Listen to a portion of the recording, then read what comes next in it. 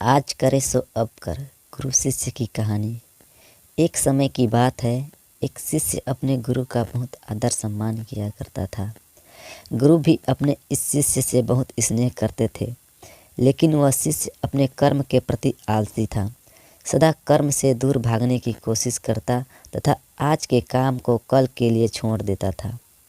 अब गुरुजी कुछ चिंतित होने लगे कि कहीं उनका यह शिष्य जीवन की लड़ाई में हार न जाए। वह हमेशा बिना परिश्रम के ही फलों की कामना करता था। उसका मन हमेशा आलस में डूबा रहता था।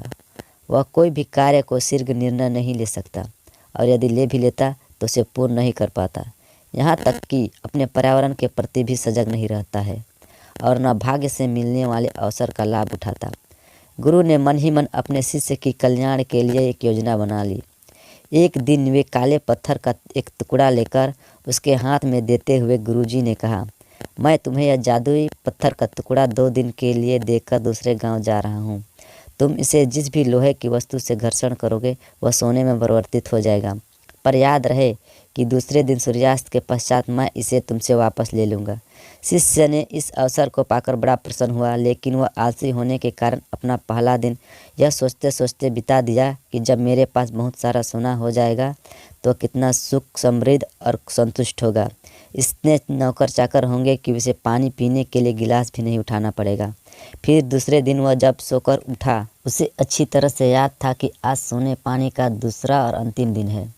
उसने अपने मन में पक्का विचार किया कि आज वह गुरुजी द्वारा दिए गए काले पत्थर का लाभ जरूर उठाएगा। उसने निश्चय किया कि वह बाजार से लोहे के बड़े बड़े सामान खरीद कर लाएगा और घस कर सोने में परिवर्तित कर देगा। दिन बीतता गया, पर वह इसी सोच में बैठा रहा कि अभी तो बहुत समय है, कभी भी बाजार जाकर सामान लेकर आएगा। और उसने सोचा कि अब तो दोपहर हो गई है और दोपहर का भोजन करने के पश्चात ही सामान लेने जाऊंगा। पर भोजन करने के बाद उसे विश्राम करने की आदत थी और उसने थोड़ी देर आराम करना उचित समझा। पर आलस्य से भरा उसका शरीर नींद की गहराइयों में खो गया और जब वह सो के उठा तो सूर्यास्त होने को था। अब वह जल्दी जल्दी बाजार की तरफ भागने लगा, पर रास्ते में ही उसे गुरुजी मिल गए।